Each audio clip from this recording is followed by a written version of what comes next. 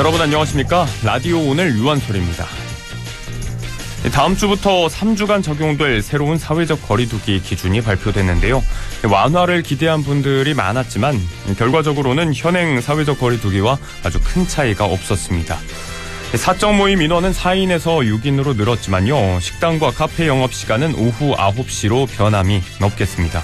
오미크론 변이의 확산이 빨라지면서 우세종화를 눈앞에 두고 있다는 점, 그리고 설 연휴가 2주 앞으로 다가왔다는 점에서 이 기준을 크게 완화할 수 없었다고 하는데요. 오는 20일부터 다음 달 2일까지는 설 명절 특별 방역 대책도 시행이 됩니다. 철도 승차권은 창측 좌석만 판매하고 29일부터 2월 2일까지는 고속도로 휴게소에서 실내 취식도 금지가 되는데요. 길어지는 거리두기에 피로감이 늘고 있습니다만 이럴 때일수록 방역수칙 잘 지켜야겠습니다. 자, 1월 14일 금요일입니다. 라디오 오늘 광고 듣고 시작합니다.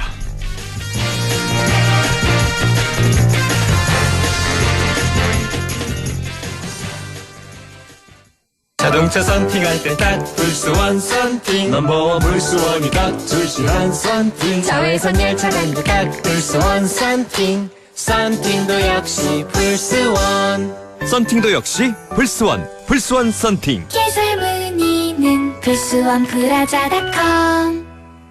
세라젬 V6 퇴행성 협착증으로 견인이 필요한 장모님도, 혈액순환 개선이 필요한 엄마도, 추간판 탈출증으로 견인이 필요한 아빠도, 근육통 완화가 필요한 아들도 미국 FDA 승인 세라젬 V6 지금 체험해보세요. 의료기기 광고시 미필. 가슴이 뛴다. 6.2L V8 엔진의 성능으로, 모두가 주목하는 존재감으로 2022년 가슴이 뛴다. The Absolute Tahoe 계약 시작. 오직 쉐보레 온라인 샵에서만. Chevrolet, find new roads. 나에게 꼭 맞는 생유산균 락토핏. 피드니까 락토핏. 맛있어요 락토핏.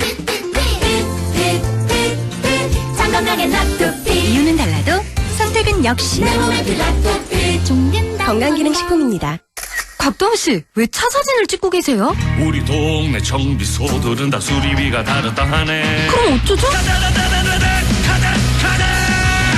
가다 견적 비교하러 간다. 사진 한 장으로 간편하게 견적 비교하고 선택하니까 손해 없는 내 차 관리 카닥. 오메가3 뭐가 좋을까? 세 가지가 중요하죠. 어취가 없는지, 중금속 걱정 없는지, 오직 물로만 추출했는지. 기억하세요. 100% 식물성 오메가3는 아이코메가. 판매 신신제약, 제조 코스맥스 바이오. 오메가3는 EPA 및 DHA 함유 유지, 건강기능식품 광고입니다. 하이문이야 사냥류 단백질까지 하이문이야 일동우디스 하이문 프로틴 밸런스. 일동우디스의 건강기능식품입니다. 네, 1월 14일 금요일입니다. 라디오 오늘의 순서 짚어드립니다. 1부는 성공회대 최진봉 교수와 함께하는 시간이죠. 한 주간의 시사 이슈 진단을 해보겠습니다. 최진봉의 시사 포커스 잠시 후에 함께하고요. 자, 이어지는 2부 이슈 오늘도 2022년 신년 인터뷰 함께합니다. 자, 오늘은 경상북도 이철우 도지사 연결해서 새해 도정에 대해서 이야기 나눠보도록 하겠습니다. 자, 이어서 LNS 자산운용 조진희 이사와 함께 부동산 이야기도 오늘 나눠봅니다. 조진희의 부동산 매거진도 금요일에 함께 하시겠습니다. 라디오 오늘 생방송 놓치신 분들께서는 안동 MBC 플러스 유튜브 채널을 통해서 다시 들으실 수가 있습니다. 많은 애청 바라겠습니다.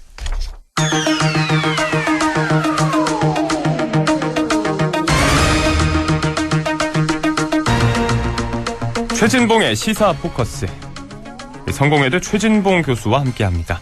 네, 교수님 안녕하십니까? 네, 안녕하세요. 네.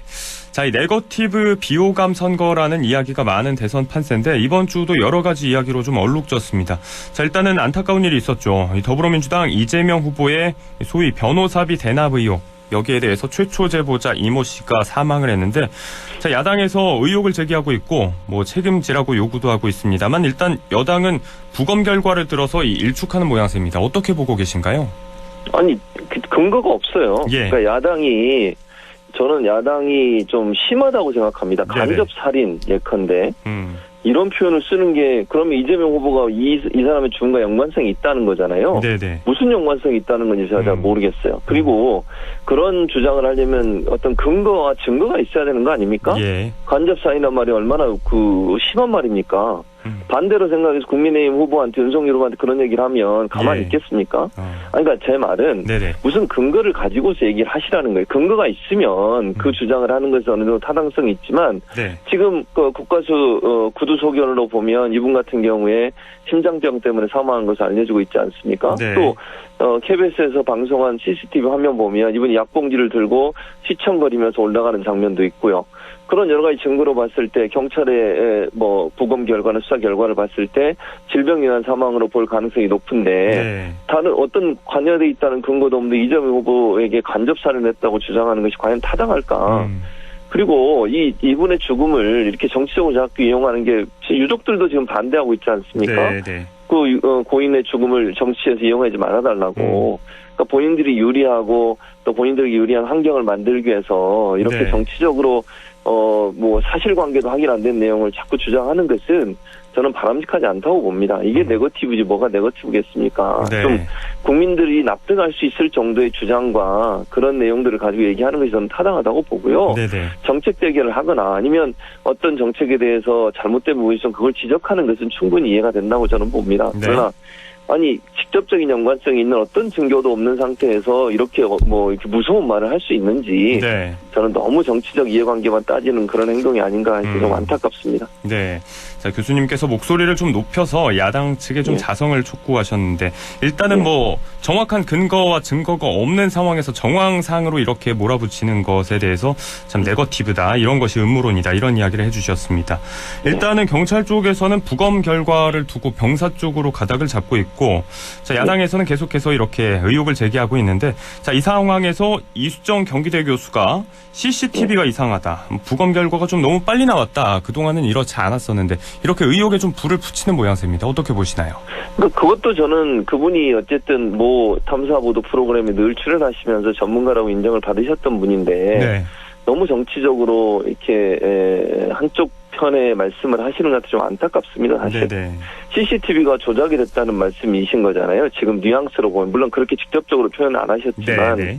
CCTV가 이상하다 이 말은 CCTV가 제대로 좀 찍히지 않은 게 아닌가 이런 오해를 불러일으킬 수 있는 말이에요. 네. 근데 그것도 사실은 제가 아까도 말씀드렸지만 CCTV 영상이 예를 들면 편집이 됐거나 조작이 됐거나 이런 게 아니고 그냥 호텔이죠. 모텔에서 찍힌 그대로를 보여준 건데 네. 그걸 가지고 그렇게 말씀을 하시면 이게 이제 음모론적으로 변질될 가능성이 저는 있다고 봐요. 네. 특히 본인이 어쨌든 범죄 심리학 전문가라고 말씀을 하시는 거니까 더 과학적이고 더 객관적인 말씀을 하시는 게 맞다.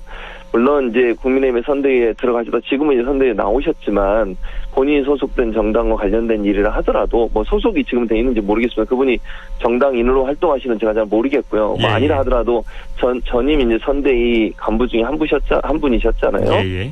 그런 관점에서 보시는 것은 좀 아쉽다. 정말 전문가 관점에서 봤으면 좋겠다는 생각이 개인적으로 들고요. 네. 그다음에 이제 경찰하고 국가수에서 부검 소견이 빨리 나왔다고 말씀을 하셨는데 그것도 네. 그러면 그런 문제를 이게 제기를 하시려면 국가수가 제대로 수사를 안 하거나 제대로 검사를 부검을 안 하고 예컨대 네. 뭔가 좀 잘못된 부분이 있다. 이런 부분을 지적하면서 말씀을 하시는 게 좋을 것 같아요. 네네. 그런 말씀을 하시려면 그냥 빠르다가 아니라 그렇죠. 왜냐면 제가 볼 때는 이제 그러면 이 국가수에 제대로 부검을 안 하고 그냥 발표했다고 들리잖아요. 그런 얘기는. 네네. 그러면 국가수의 신뢰하고도 연관돼 있는 거 아닙니까? 그렇죠. 국가수가 과연 그렇게 했을까? 저는 그렇게 했을까라고 생각하지 않습니다. 네. 이렇게 또 국민적 관심사가 높은 사안에서 국가수가 부검을 하는데 구두 소견을 하더라도 어느 정도 객관성이 있기 때문에 발표를 하지 객관성이 전혀 없는데 근거도 없이 그런 발표를 하겠습니까? 네. 저는 그렇게 생각하지 않습니다. 우리 국가수가 그렇게 정치적으로 편향돼서 어느 정치권을 도와주거나 그럴 가능성은 저는 낮다고 보기 때문에 네네. 그래서 그런 부분들을 전문가라고 하시는 분이 그렇게 말씀하시는 건 너무 좀 저는 좀 실망스럽다 이런 말씀을 드리고 싶습니다. 네, 일단은 이수정 교수는 확정적으로 어떤 이야기를 하기보다는 분석 과정이나 이런 데서 미심쩍은 부분이 있으니까 이게 사안의 중대성과 유족의 심정을 헤아려서 좀 면밀하게 검사를 했으면 좋겠다 이렇게 선을 긋긴 했습니다만 자 아무튼 저는 최근에 이런 일련의 안타까운 죽음들이 좀 이어지다 보니까 이런 걸 두고 좀 믿어야 할까 이런 감론을 막 또 벌어지고 있는데 이 수사 결과 과학 수사 아닙니까? 아무튼 여기에 대해서 이 공신력과 정확성에 대해서 국민들이 좀 잘 믿지 못하게 된 분위기가 좀 한몫을 하고 있지 않나 싶은 생각이 듭니다. 저는 그래서 그런 부분들이 결국 정치권이 그렇게 만든 거라고 보거든요. 네. 이게 정치권에서 본인한테 유리한 쪽으로 어떤 현상이나 상황을 자꾸 이용하는 거예요. 그러니까 아까 음모론이라는 얘기를 뭐 진행하신 앵커도 하셨고 저도 잠깐 얘기했지만 네. 음모론을 자꾸 만드는 거죠.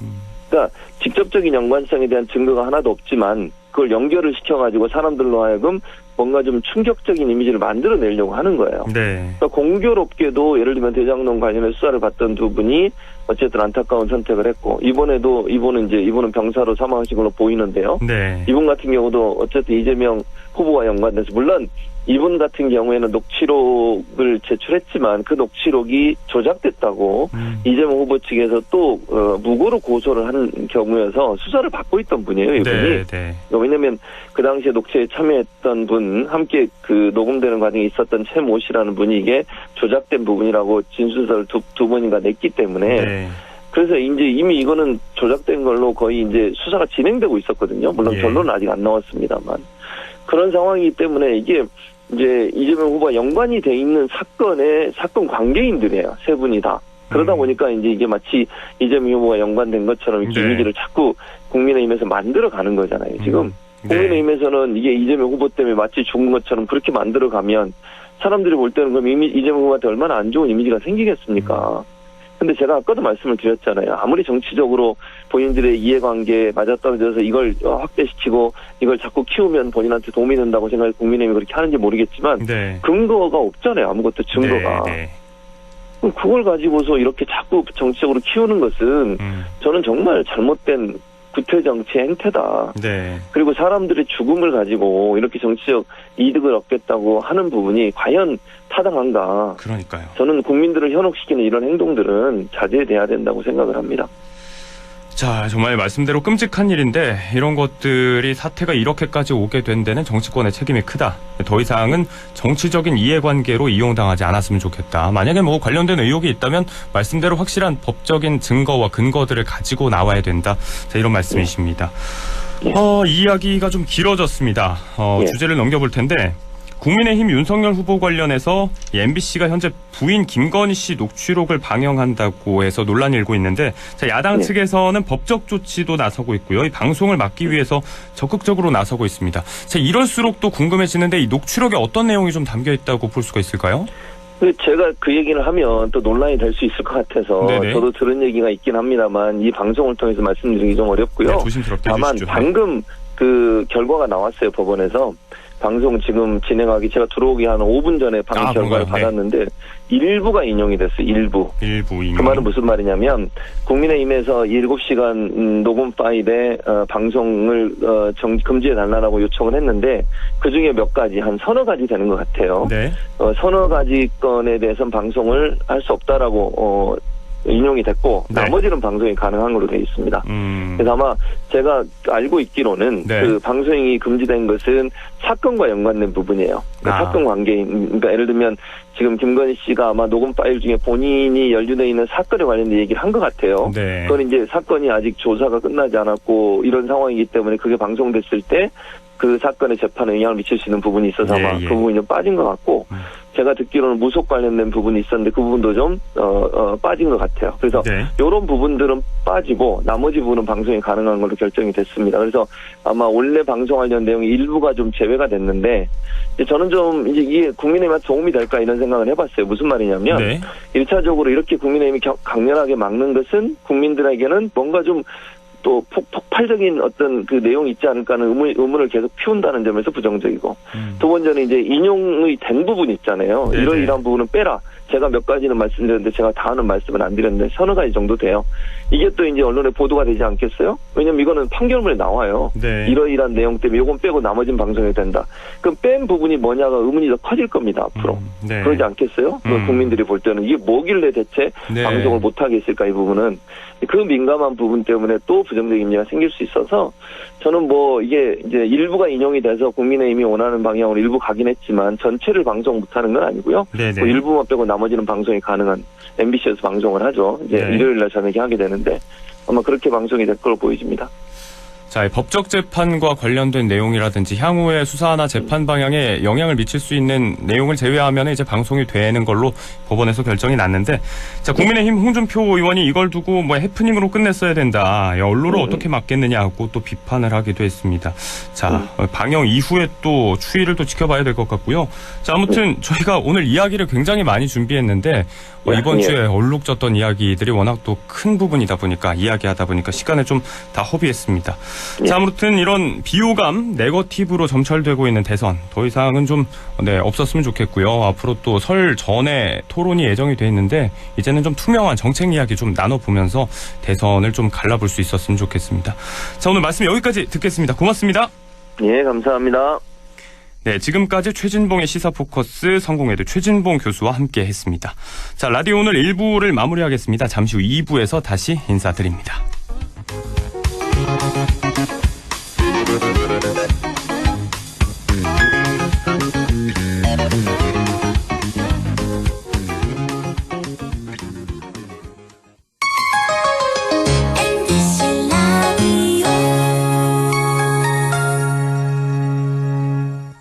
가구 살 땐 꼭 한번 가보자. 안동 명품 가구 백화점. 흑표 흑침대, 양성국 갤러리, 금성침대, 한국 가죽 소파, 장수돌 침대. 다양한 브랜드 가구를 한 곳에서 쇼핑할 수 있는 대형 가구 전시장. 안동 명품 가구 백화점. 예, 며느라. 밥 했어? 설거지 했어? 쓰레기 버렸어? 청소했어? 빨래했어? 개밥 줬어? 아들 낳았어? 딸 낳았어? 아무것도 안 하고 싶다. 이미 아무것도 안 하고 있지만 더 격렬하게 아무것도 안 하고 싶다. 지금은 그냥 라디오만 듣고 싶다. MBC 라디오. MBC 라디오. 라디오 청취자 10명 중 4명이 듣는 방송. 국가대표 라디오 MBC 라디오. 영화보다 더 감동적인 신이 있습니다. 코로나 최전선, 의료진의 영웅신. 발코니로 떠나는 우리 가족, 여행신. 선생님은 못 만나도 집에서 열심인 열공신. 국민 여러분께서 만들어낸 감동적인 신들입니다. 그리고 이제 모두가 기다려온 백신으로 해피엔딩 신을 보여줄 차례.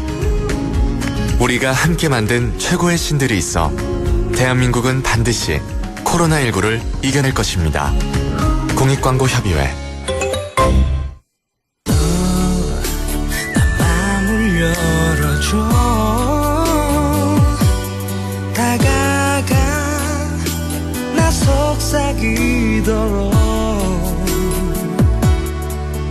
언제나 내 생각으로 행복해야 해요.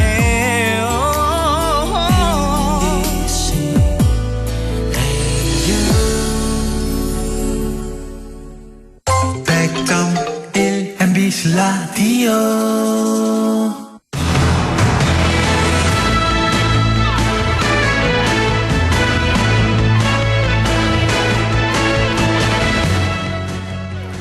네, 라디오 오늘 2부 순서 이슈 오늘입니다. 2022년 이민년 새해를 맞아서 우리 지역의 리더들을 연결해서 새해 구상을 들어보고 있는데요. 자, 오늘은 경상북도 이철우 도지사 연결합니다. 전화 연결을 통해서 지난 도정을 평가해보고 새해 구상 들어보는 시간 갖도록 하겠습니다. 자, 지사님 연결이 돼 있습니다. 안녕하십니까? 예, 반갑습니다. 네, 반갑습니다. 이 새해를 맞아서 지난번 뉴스 대담 이후에 벌써 열흘이 넘게 흘렀습니다. 네, 듣고 계신 경북도민 그리고 라디오 오늘 청취자 여러분에게 좀 늦었지만 새해 인사 부탁드리겠습니다. 예, 우리 지역에 계실 분들이 작년에는 코로나로 인해서 너무나 고생 많이 하셨고요. 특히 소상공인 자영업자 이런 분들은 뭐 죽을 지경이라고 이야기 할 정도입니다. 네. 그래서 올해는 뭐 새로운 희망이 좀 갖는 그런 해가 됐으면 좋겠고요.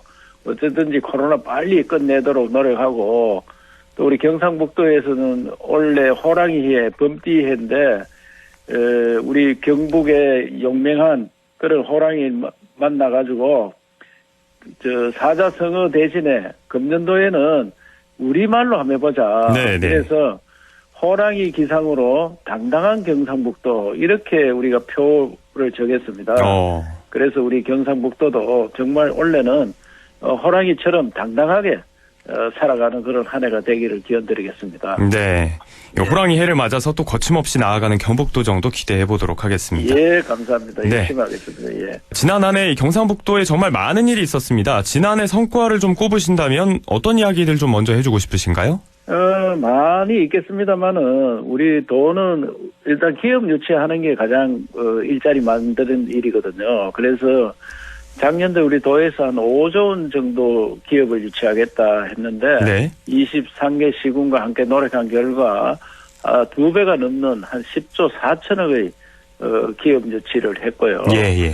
또 국비 확보가 일자리 만드는 일입니다. 그래서 금년도는 국비를 사상 최대로 한 10조를 확보했습니다. 그래서 국비 10조, 기업 유치 10조를 이루었고요. 또 우리 도청 직원들이 정말 열심히 한다고 보여주는 것은 네. 해마다 청렴도를 조사하는 게 있습니다. 그래서 제가 도지사한테 왔을 때는 늘 4등급, 5등급 해내고 있더라고요. 네, 그래서 저는 공직자는 청렴이 1등이다. 깨끗해야지 일을 잘할 수 있다. 이래서 청렴도를 많이 강조했는데 내부 청렴도가 1등급이 되었습니다. 네. 이것은 우리 공무원 조직에서는 처음으로 1등급이 된 것 같습니다. 그래서 우리 공무원들이 자세를 가다듬고 있다 하는 것을 보여줬다는 것이 우리가 좀 열심히 했다는 것을 보여줘서 다행이라 생각합니다. 네. 자, 투자 유치 성과와 청렴도 면에서도 또 성과가 있었고요. 자, 그리고 아무래도 화두와 관건이 4차 산업혁명 아니겠습니까? 관련해서 작년에 또 기반 마련한 것들이 여러 가지가 있죠. 예. 이제는 이제 1차 산업 때는 우리 경상북도가 가장 인구도 많고 잘 살았습니다. 그런데 1970년부터 산업화되고 또 3차 산업 시대에는 중앙 위주로 수도권 위주로 나라가 바뀌었어요. 네. 그래서 4차 산업혁명 때는 다시 우리가 1등을 해야 된다. 이래서 4차 산업혁명에 맞는 그런 기업들을 유치를 많이 해야 된다 해서 바이오라든지 배터리라든지 반도체라든지 이런 부분에 우리가 한 80% 이상 투자가 왔고요. 예. 경상북도도 연구 중심 혁신 도정이다. 이제는 아이디어 산업이다. 이게 연구 중심으로 나가야 된다. 이래서 네네. 대학이나 연구기관과 함께 도를 운영한다는 의미로 그렇게 정했고요. 대표적인 예로 안동에 경북 바이오 연구원이 있습니다. 바이오 연구원은 이제 바이오 전문가들이 많이 와야 되는데 사실상 바이오 전문가들이 가격이 높습니다. 이분들이 잘 안 올라갑니다. 네. 그래서 바이오를 잘하는 포항공과대학에서 바이오 연구원을 함께 운영하자. 이래서 포항공과대학에서 와서 실습도 하고 연구원들이 또 포항공과대학 가서 직접 강의도 할 수 있는 그런 실력을 기르는 그렇게 조직을 바꿨다는 말씀을 드릴 수 있습니다. 네, 알겠습니다. 자, 이런 노력들이 발빠르게 시대에 발맞춰 나가는 발판이 되주길 바라고요.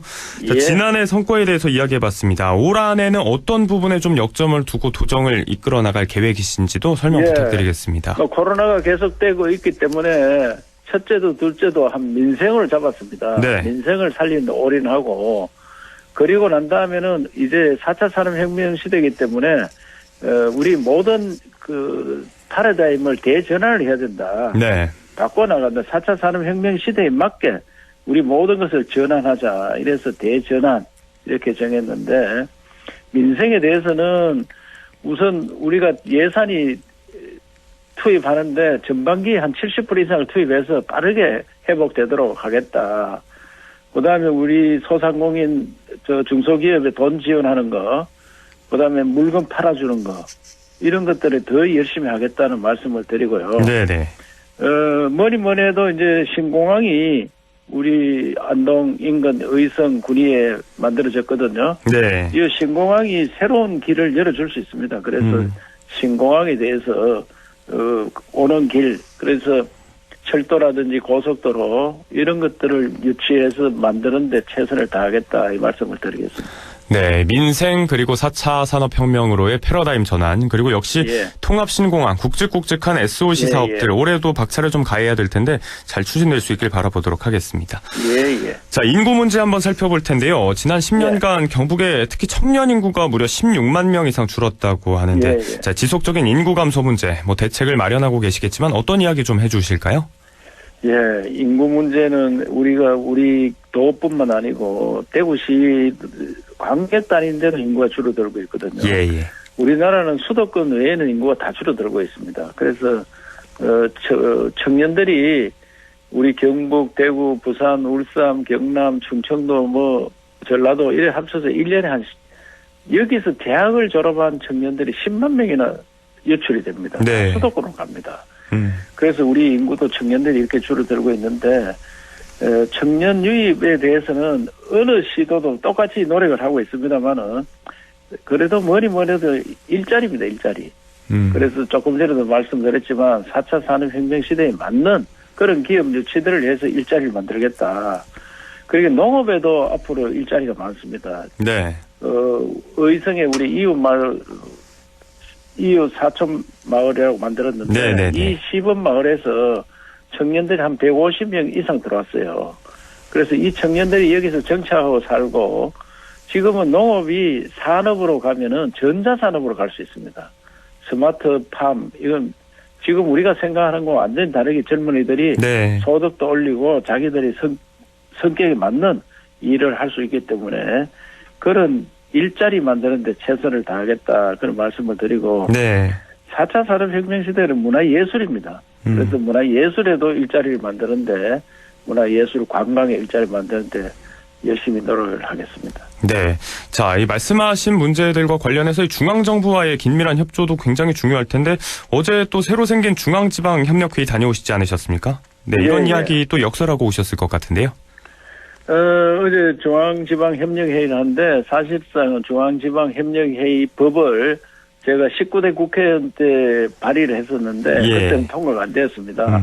그 법안을 똑같은 걸 20대에 내가지고 통과 시켜서 어제 첫 회의를 했습니다. 그래서 이 말은 무슨 말인가 하면은 대통령과 시도지사가 정기적으로 만나서 우리 지방의 문제를 논의하는 그런 자리입니다. 그야말로 지방 균형 발전의 원초가 되는 법적인 기관이기 때문에 구속력이 있습니다. 그래서 어제 가서도 우선에 지방의 중심이 되는 그런 의제를 만들자. 지금 의제를 행자부에서 만든다 하는데 그런 거 안 된다. 시도지사들이 필요한 의안을 만들어서 토론을 하는 자리로 만들어야 된다고 강력히 요구했고요. 지금 우리 행정통합 이런 문제 있어도 단일로 우리 대구 경북만 또 초강력 프로젝트도 대구 경북만 해서도 안 되고 법으로 할 수 있도록 해야 되겠다. 그래서 중앙에서 어느 광역화 규모의 경제를 할 수 있는 그런 것들을 법적으로 만들어달라. 이런 이야기 또 우리 신공항이라든지 지금 하고 있는 지역의 현안들 이런 이야기들을 충분히 뜻을 전달했습니다. 알겠습니다. 자, 말씀처럼 이런 지속 가능한 담론을 만드는 걸 넘어서서 확실하게 좀 법적으로 추진할 수 있을 만한 동력과 근거가 좀 마련되길 기대해 보도록 하겠습니다. 자, 조금 전에도 잠시 언급을 해주셨지만 이제 통합신공항 이야기를 해볼 텐데요. 2028년 개항 목표로 대구 경북 통합신공항이 세워지죠. 이 활성화를 위해서 가장 중요한 부분을 어떤 것들로 좀 보고 계실까요? 공항은 어쨌든 대구에 있는 군공항을 여기로 옮기면서 민간공항도 같이 오는 거예요. 그래서 통합신공항이라고 합니다. 군과 민간이 같이 하는 통합신공항인데 옮기는 부지는 확정이 되었고요. 대구시에서 이제 군공항을 만들어야 됩니다. 그래서 대구시에서 지금 어떻게 만들 거냐 계획에 대해 용역이 만들어지고 있고요. 내년에는 설계를 들어갑니다. 그래서 24년도부터 공사가 시작되는데 민간공항은 국토부에서 만듭니다. 그래서 국토부에서 지금 예탈을 하고 있습니다. 어떻게 만들 거냐 해가지고 역시 내년에 설계를 들어갑니다. 그런데 민간공항은 만드는데 대구에 5만 평인데 여기는 30만 평입니다. 한 6배쯤 확충을 합니다.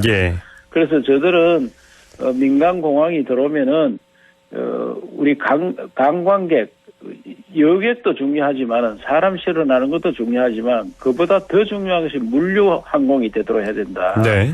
그래서 물류공항으로서 역할을 할 수 있도록 거기에 주안점을 두고 있습니다. 그래서 우리나라에 2050년 되면 한 260만 톤의 화물이 있을 건데 그중에 한 10분의 1 정도는 여기에서 처리를 할 수 있어야 된다. 네. 그러면 그 물류 관련해서 산업이 굉장히 발달합니다.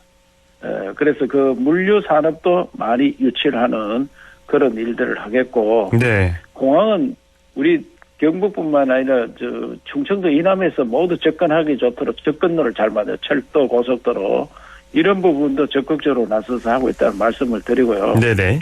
특히 코로나 이후에 경북의 농식품이 수출이 잘 됩니다. 네. 2019년보다 코로나 겪은 20년이 한 20%더 수출이 되었고요. 성과가 아주 좋죠. 그리고 또 21년도도 20년도보다 더 30%가 더 수출이 되었습니다. 네. 그래서 한류를 타고 한국의 농식품에 대한 인기가 좋다. 그래서 농식품 클러스터를 만들어서 우리 공항을 통해서 바로 수출하는 이런 것도 지금 준비를 하고 있다는 말씀을 드릴 수 있습니다. 네, 알겠습니다.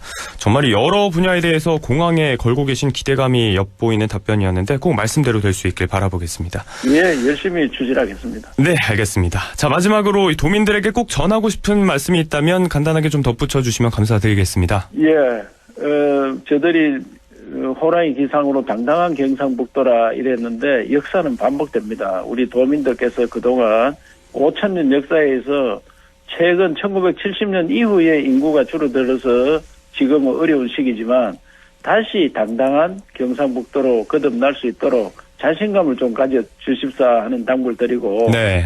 저 도에서도 이제 대전환을 맞이해서 4차 산업혁명 시대에 어떻게 될 거냐 거기에 맞춰서 저들이 기업도 유치하고 그 주택 문화도 바꾸고 또 문화예술 관광 자리도 새롭게 만들어가는 그런 일들을 열심히 하겠습니다. 네. 그래서 도민들께서 우리 경상북도가 이 나라의 중심지였습니다. 중심지로서 역할을 다시 할 수 있도록 함께 노력해 주십사 하는 당부를 드리면서 경상북도청에서는 공무원들이 청렴한 자세로 정말 열정적으로 일하는 그런 분위기를 바꿔서 도민들께 한껏 봉사하는 그런 조직으로 거듭 태어나도록 도지사와 함께 노력하겠다는 말씀을 드리겠습니다. 네, 잘 알겠습니다. 자, 중요한 시기를 맞고 있습니다. 선거도 예정이 돼 있고 민선 7기 운영이 이제 막바지인데요. 올해도 힘을 좀 내셔서 새로운 도정을 위해서 발판을 잘 다져주시길 바라겠습니다. 예, 열심히 하겠습니다. 네, 감사드립니다. 알겠습니다. 자, 말씀 오늘 여기까지 듣겠습니다. 고맙습니다. 예. 네, 지금까지 경상북도 이철우 도지사를 연결해서 함께 이야기 나눠봤습니다. 라디오 오늘에서는 청취자 여러분의 참여를 기다리고 있습니다. 우리 지역에서 발생한 사건 사고 소식이나 함께 토론하고 싶은 내용을 안동 MBC 홈페이지 라디오 오늘 게시판에 올려주시기 바랍니다. 전화와 문자 참여도 하실 수 있습니다. 전화는 851국에 7191번, 문자는 샵 0913번으로 보내주시면 됩니다. 문자는 단문 50원, 장문 100원의 정보 이용료가 있습니다. 여러분의 많은 참여 바랍니다.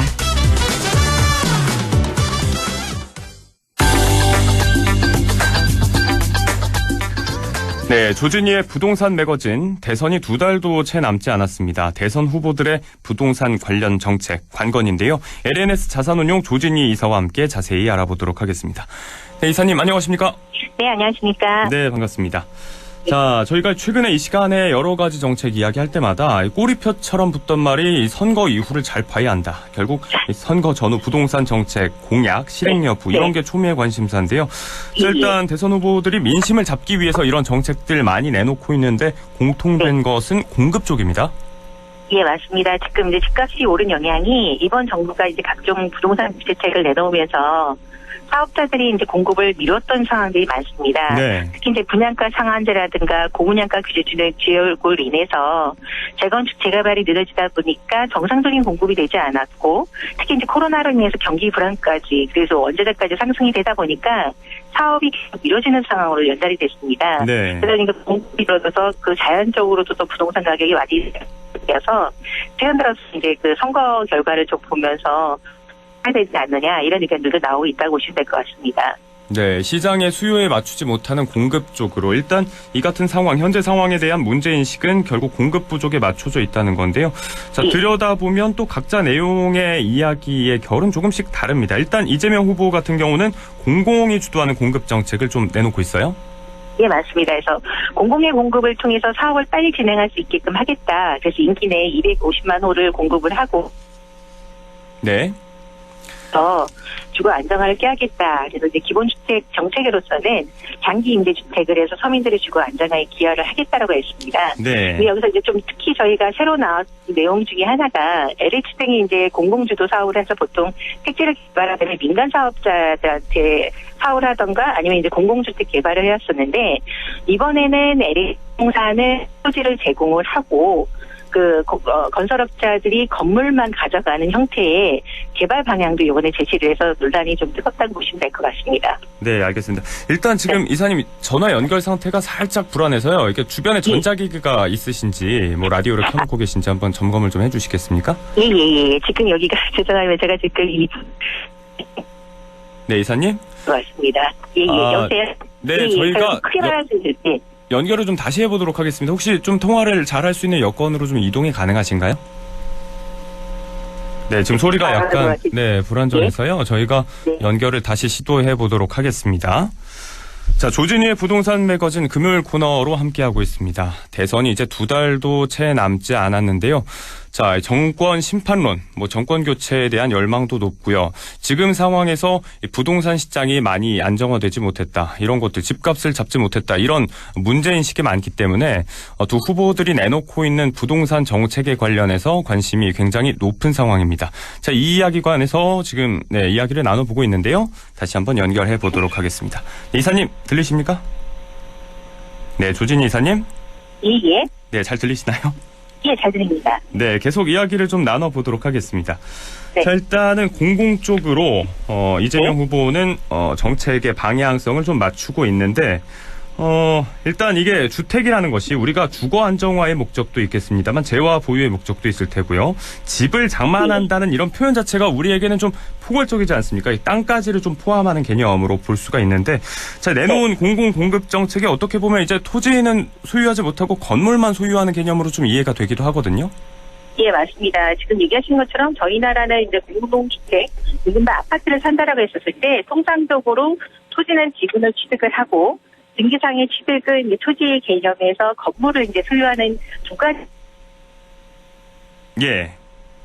간단하게 보시는 분, 주택이라든가 상가주택들을 이제 단일 필지에 대해서 소유권을 갖고 가는 개념이 큽니다. 네. 따라서 지금 말씀하신 것처럼 공공공급 아파트에 대해서는 수분양자들이 부담을 덜기 위해서 토지의 매입 가격에 대해서 LH가 보유하고 건물만 가져간다는 거에 대해서는 좀 낯설하는 건 사실이고요. 네네. 그래서 이제 건설사가 그렇게 되면 이제 그 공급 자체를 낮춰주게 되니까 분양 가격이 낮아진다라는 장점은 있겠지만 사실은 완벽한 자기의 소유 개념이 아니라는, 그래서 심리적인 안정을 주는 데 있어서는 좀 더 부족한 그런 상황에 대해서 쉽게 받아들일 수 있겠느냐, 이런 의견들도 나오고 있습니다. 네, 이 수분양자들의 인식 문제도 그렇고 또 이게 재원 조달, 토지를 또 이렇게 공공이 부담하는 측면에 있어서 재원 조달 문제도 좀 있지 않습니까? 예, 말씀하신 것처럼 이번에 이제 그 정책으로 내놓은 것 중에 하나는 국토보유세를 토지 배당하는 형태로 세금을 이제 부과시키겠다라는 것이 이제 이재명 후보의 정책인데요. 네네. 지금 말씀하신 것처럼 이제 재원 조달 형태를 민간인들이 가져가려고 하다 보니까 실제는 토지 임차료 개념으로 그럼 내가 계속 살면서 내야 되는 거냐, 아니면 세금을 부여하겠다고 한다면 그 기준은 어떻게 되는 거냐. 그럼 살다 보면 세금이 더 오른다거나 장기적으로 분할해서 토지 원가에 오르는데 납부되는 세금으로 조달한다라는 것 자체가 계속 오르는 거 아닌가라는 거에 대한 불안감도 있는 상태라고 보시면 될 것 같습니다. 네, 알겠습니다. 자, 일단은 이 주거 안정화를 목적으로 제하는 만큼의 비용, 그러니까 토지를 위한 재원 마련이 관건인데 이런 정책들이 실현 가능성이 어느 정도가 되는지, 구체적인 보관이 뭐가 있는지 좀 이 후보가 청사진을 잘 제시해야 되지 않을까 싶습니다. 자, 우선은 지금 일단 연결 상태가 너무 좋지 못해서요, 이사님. 일단 잠시 다시 연결을 좀 시도를 해보도록 하고요. 노래 한 곡 듣고 이어가도록 하겠습니다. 오혁이 부르는 소녀 띄워드립니다.